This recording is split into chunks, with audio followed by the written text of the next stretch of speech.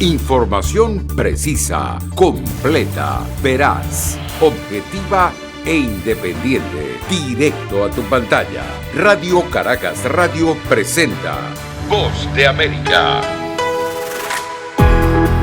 La Voz de América presenta Buenos días, América. Desde Washington, la actualidad informativa.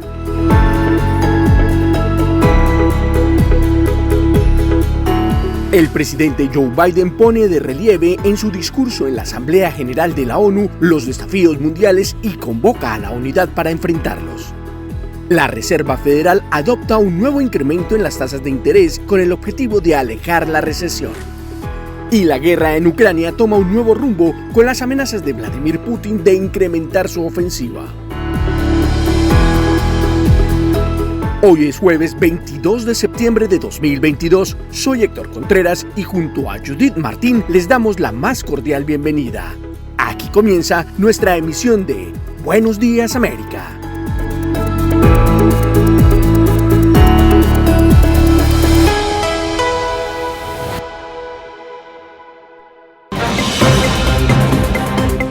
En Buenos Días, América, cobertura especial de la 77ª Asamblea General de la ONU.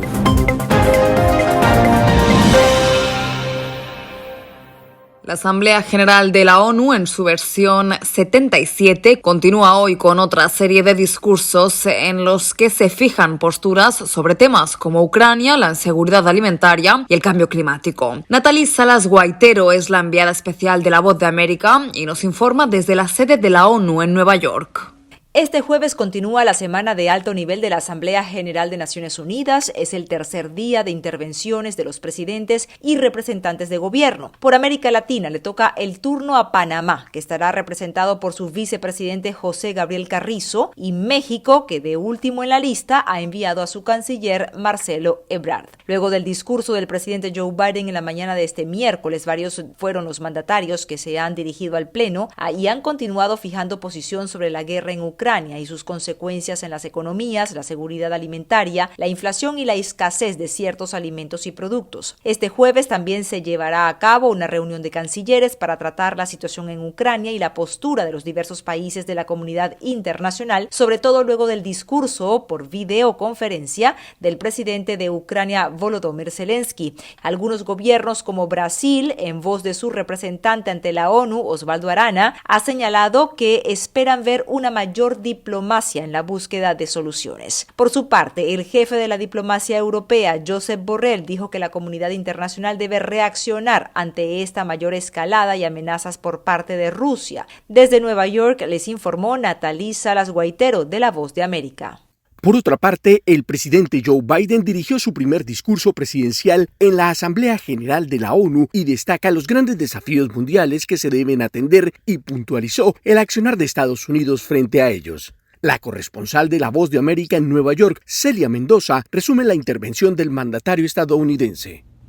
El presidente de los Estados Unidos, Joe Biden, se dirigió a la plenaria de la Asamblea General de las Naciones Unidas este miércoles y en su discurso mencionó al COVID-19, el cambio climático, la crisis alimentaria y la inflación, pero hizo especial hincapié en la brutal invasión rusa a Ucrania, mencionando que durante esa misma jornada, Vladimir Putin, presidente de Rusia, había anunciado un aumento de su ofensiva contra la nación que hoy ataca. Remarcó que nadie había amenazado a Rusia y que solamente ellos habían buscado este conflicto contra Ucrania, a pesar de los esfuerzos de la comunidad internacional para detenerlo. Condenó los ataques a civiles, las atrocidades de guerra que quedaron en evidencia en las fosas comunes, según él, donde se encontraron cuerpos con signos de tortura, y enfatizó que en Ucrania simplemente se está reclamando el derecho a existir como nación. El presidente estadounidense mencionó la importante ayuda económica que se ha destinado a ayudar humanitariamente, pero también lo militar. Mientras tanto, el presidente de los Estados Unidos hizo un llamado para limitar el uso del veto en el Consejo de Seguridad de las Naciones Unidas, diciendo que era importante que fuera usado solo en circunstancias extremas. También se refirió a China, diciendo que la competencia de Estados Unidos y China no estaba siendo impulsada para llegar a una guerra fría, pero que estaba tratando de que un mundo libre pueda aliviar las cargas sin dependencia con alianzas sin presencia política. En Venezuela, dijo, hay más de 6 millones de personas que han abandonado el país por inseguridad y dijo que se debía buscar que en esa nación se restablezca la democracia y abogó por la vigencia de los derechos humanos. Informó Celia Mendoza de La Voz de América desde Naciones Unidas. Continuamos con esta cobertura especial. Varios presidentes latinoamericanos pronunciaron discursos ante la Asamblea General de la ONU el martes y los temas que destacaron fueron la invasión rusa a Ucrania, la seguridad alimentaria y la lucha contra la corrupción y las drogas. El enviado especial de La Voz de América a Nueva York, Jacopo Luzzi, destaca en este informe algunos de ellos. Lasso hizo un llamado a la solidaridad mundial y a la búsqueda de un bien común para que todos se sientan representados y nadie se ha dejado atrás. En particular, Lasso habló, como tú dijiste, de los migrantes venezolanos y pidió al mundo apoyar su plan de regularización para ellos y que el mundo ofrezca una mano ahora a Ecuador, que está destinando muchos recursos a los migrantes.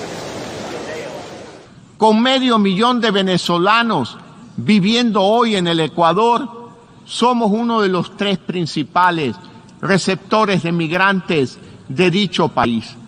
Y pese a nuestras dificultades presupuestarias, crear oportunidades para las personas, necesitamos un orden mundial en el que todos los ciudadanos se sientan incluidos, conectados y representados. Desde Naciones Unidas, Jacopo Luzzi, Voz de América. Las noticias siguen en Buenos Días América. La negociación de la deuda de Ecuador con China ha sido bien recibida por los mercados internacionales, aunque el riesgo país se mantiene alto. Giselle Jacome informa. Las nuevas responsabilidades económicas que Ecuador tiene con China le dan un alivio financiero para que pueda conseguir créditos con menos valor de deuda y así enfocar los recursos a la inversión en el área social e inversión pública. La reducción en los intereses entre el 0,2% y 0,9% por el capital que le adeuda al país asiático de $1.425 millones le permite al país un ahorro de $1.000 millones hasta el 2025.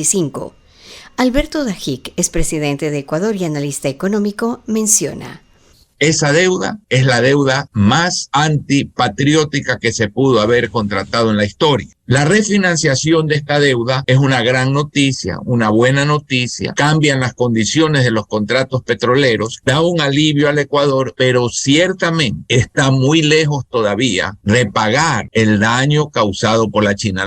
El riesgo país de Ecuador se mantiene sobre los 1.420 puntos, algo que no es atractivo para los mercados de inversión. Para 2023 se programaron solicitudes de crédito a organismos multilaterales por más de $4.249 millones, pero la renegociación con China le pone en mejores condiciones, pues ya no tendrá que contratar tanta deuda.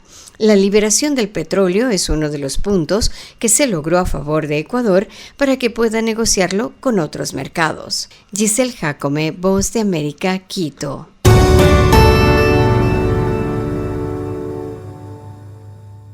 A escasos días de cumplirse 7 meses de invasión, el desarrollo actual de la guerra en Ucrania continúa generando nuevos titulares. En un punto crucial del conflicto y cuando las líneas defensivas de Volodymyr Zelensky se alzan más fuertes que nunca, la Unión Europea condenó la recién escalada de Rusia luego de que su líder, Vladimir Putin, anunció el envío de 300.000 reservistas para apoyar su injustificada invasión militar en Ucrania e incluso amenazó a Occidente con utilizar armamento nuclear. Como respuesta al firme ultimátum de Moscú, el bloque comunitario europeo prepara un nuevo paquete de sanciones con el objetivo de abatir la economía rusa que sigue alimentando a las fuerzas militares de Vladimir Putin. En tanto, el mandatario ucraniano Volodymyr Zelensky intervino desde el Pleno de la Asamblea General de las Naciones Unidas en un discurso que se convirtió en el único autorizado a través de una videoconferencia y relató los horrores que se viven en su país, una nación convertida en un laberinto de fosas comunes comunes, cadáveres abandonados, casas destruidas y escombros que hace menos de un año eran colegios, hospitales o simplemente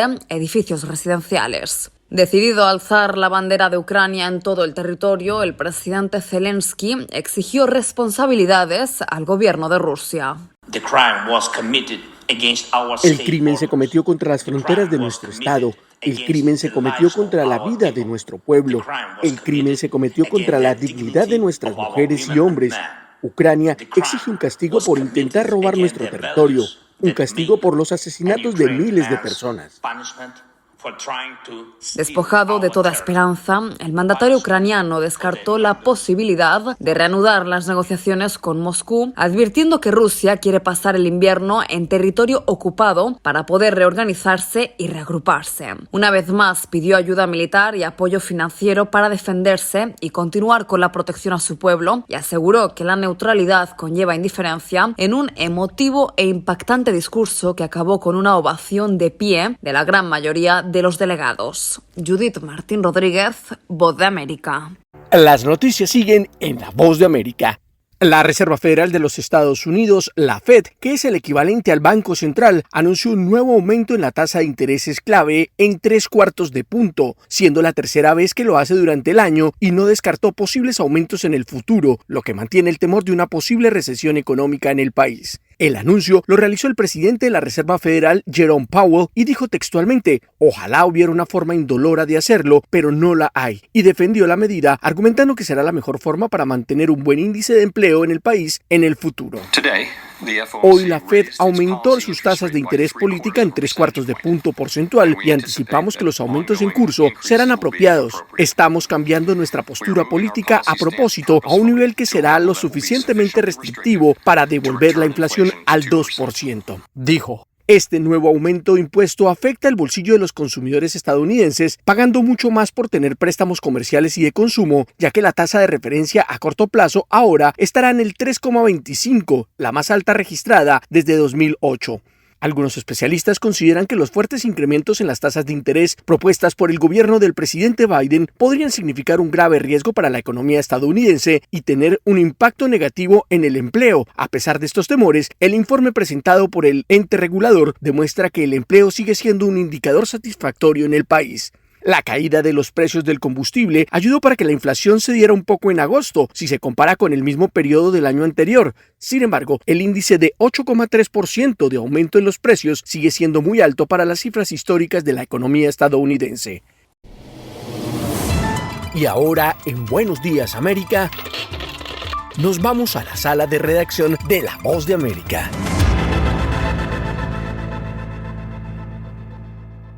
Desde La Voz de América continuamos con Buenos Días América. La Organización Panamericana de la Salud alertó sobre un brote de poliomielitis en la región luego de décadas de considerar a esta enfermedad erradicada en las Américas. Esta es una actualización desde nuestra sala de redacción. 30 años después de que América se convirtió en la primera región en el mundo en acabar con la poliomielitis salvaje, el caso de un hombre con síntomas de la enfermedad reportado en Nueva York en el mes de julio encendió las alertas sobre un nuevo brote de la enfermedad en la región y llevó a las autoridades de salud a detectar que el virus estaba circulando en varios condados de ese estado, obligando a las autoridades locales a declarar un estado de desastre. Clarice Etienne, directora de la Organización Panamericana de la Salud, advirtió durante la conferencia quincenal de prensa de esta organización que la baja en la tasa de vacunación debido a la influencia de la pandemia del COVID-19 ha dejado a las poblaciones desprotegidas ante esta enfermedad. Seamos muy claros en esto, la poliomielitis no es una enfermedad tratable.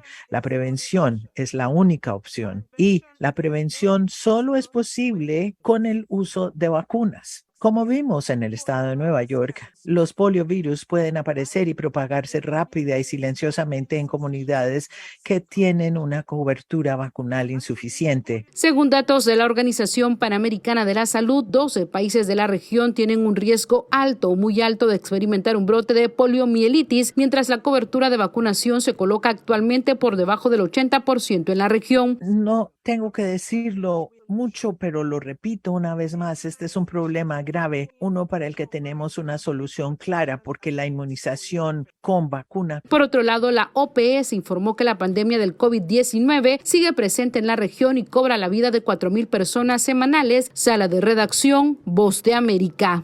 Por otra parte, para los integrantes de la misión de determinación de hechos sobre Venezuela, la tortura contra la disidencia es una de las características más atroces del gobierno venezolano. Carolina Alcalde tiene los detalles. A casi 3 años de su creación, la Misión Internacional Independiente de Determinación de los Hechos sobre Venezuela, que centró su más reciente informe en cómo el Estado usa los servicios de inteligencia en la comisión de actos considerados crímenes de lesa humanidad, continúa llamando la atención de la comunidad internacional ante la persistencia de las violaciones a los derechos fundamentales en el país. En conversación con La Voz de América, Patricia Tápata Valdés, experta de la misión que elaboró el informe, explicó que genera preocupación que, a pesar de las denuncias expuestas en los 3 informes que han presentado y que sirven como insumo para la investigación de la Fiscalía de la Corte Penal Internacional, se mantenga la estructura destinada a silenciar toda voz opositora. Que no haya una detención, un stop claro a esta forma de represión, volvemos a reiterar, es constitutiva de crimen de lesa humanidad. El martes, momentos después de que se divulgara el informe, funcionarios del Servicio Bolivariano de Inteligencia Nacional intentaron irrumpir en una conferencia de prensa en la sede de Provea, una de las organizaciones defensoras de derechos fundamentales más antiguas de Venezuela. Sus integrantes denunciaron que se trató de un acto de hostigamiento y de una escalada contra quienes denuncian la política de represión del gobierno. Para Patricia Tápata, la situación es consecuencia de la impunidad. Cuando las violaciones a derechos humanos o los graves crímenes se cometen y no reciben ningún nivel de juzgamiento, se extiende una sensación de impunidad y entonces las autoridades que llevan adelante esta política de Estado que está planificada para silenciar la oposición sienten que nada ocurre, hacen caso omiso de la existencia de la comunidad internacional. La misión, que no es reconocida por el gobierno venezolano, presentará las conclusiones del informe el lunes ante el Consejo de Derechos Humanos de la ONU.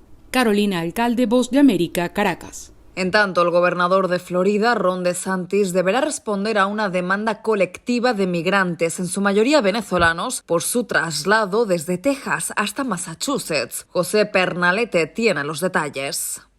El gobernador de Florida, Ron DeSantis, se enfrenta a una demanda colectiva de parte de los migrantes, en su mayoría venezolanos, que fueron llevados en avión hasta la isla de Martha's Vineyard, en Massachusetts. El litigio busca un fallo federal que paralice las acciones de DeSantis, alegando que el gobernador republicano interfirió en el proceso de audiencias fijadas para los inmigrantes ante la corte. Esto empuja nuestro argumento de que hubo una interferencia deliberada a la ley federal migratoria, porque estaban preguntando a las personas que mostraran sus documentos. La directora de la Fundación Venezuela Warnes criticó a los demandantes. Patricia Andrade afirma que es necesario también atender a cientos de inmigrantes de ese país que se encuentran en vías públicas de Texas. Eso es lo que tú vas a hacer en un país que te está recibiendo cuando has entrado ilegalmente por una frontera y que te está permitiendo entrar para que vivas en libertad. Esa es tu primera acción para tú vivir en libertad cuando llegaste a un lugar de millonario que te dieron techo, te dieron todo, y mientras cientos y miles de venezolanos duermen en la calle. No. En Miami, el gobernador DeSantis fue blanco de una protesta en su contra por el traslado de migrantes. Cuando están aplicando para un proceso legal que les corresponde y fueron recibidos con mentiras e hipocresía por parte del gobernador. La coalición de inmigrantes de Florida encabezó esta protesta. José Pernalete, Voz de América, Miami. Momento deportivo en La Voz de América. Les informa Henry Llanos. Robert Sarver anunció el miércoles que ha iniciado el proceso de vender a los Suns de Phoenix y al Mercury de la misma ciudad 8 días después de que la NBA les suspendió por un patrón de mala conducta en el sitio de trabajo, lenguaje racista y comportamiento hostil hacia los empleados. Sarver dijo que la venta es el mejor paso, aunque inicialmente había deseado mantener el control de las franquicias al resaltar que su trayectoria refleja otra imagen de su persona. pero en este implacable ambiente actual resulta dolorosamente claro que ya eso no es posible, que cualquier acto bueno que he hecho o aún pueda hacer es superado por cosas que se han dicho en el pasado. Escribió Sarver en un comunicado: por esos motivos he emprendido el proceso de buscar compradores de los Suns y del equipo Mercury, dijo el propietario. Roger Federer es el padre de 4 hijos, 2 niñas que tienen 13 años, 2 chicos de 8 y quizás por ello, en el ocaso de su carrera, medita sobre el debate del mejor que apasiona en el tenis de la misma forma que los padres miran a sus hijos.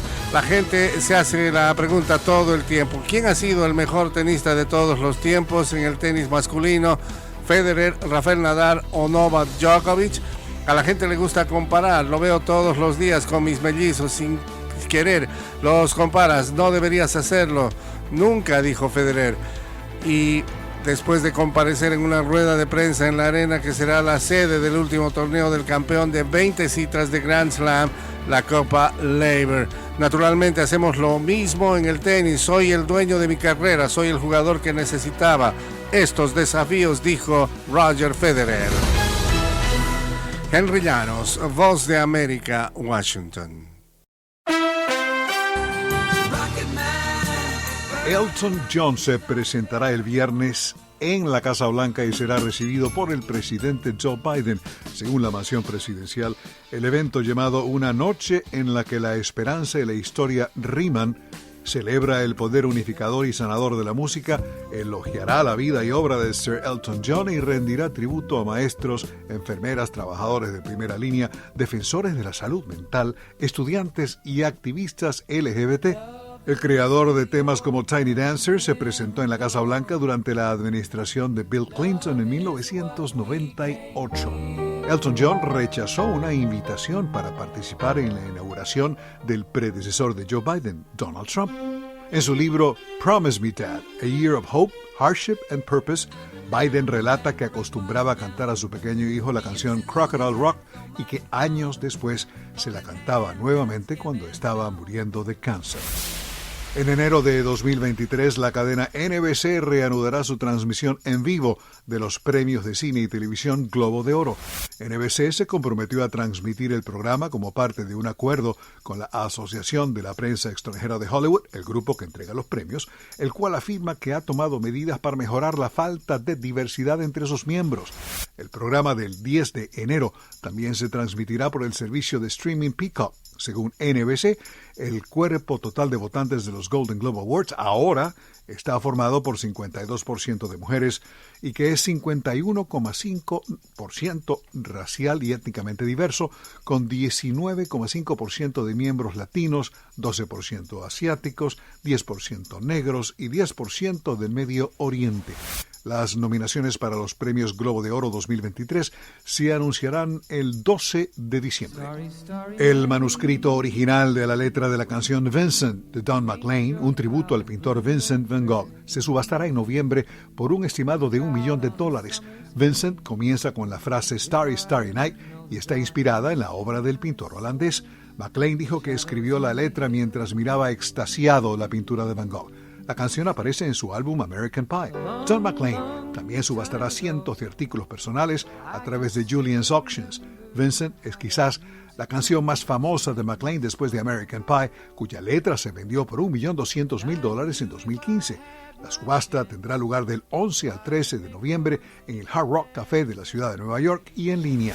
Parte de las ganancias de la subasta se destinarán a la Fundación Don McLean. Alejandro Escalona, Voz de América. Perhaps they never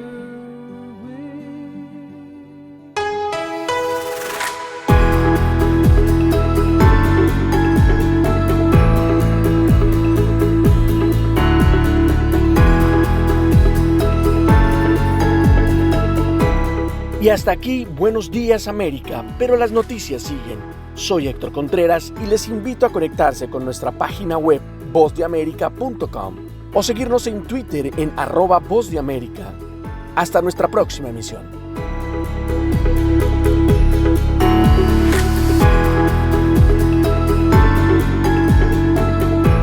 Información precisa, completa, veraz, objetiva e independiente. Directo a tu pantalla. Voz de América en RCR 750.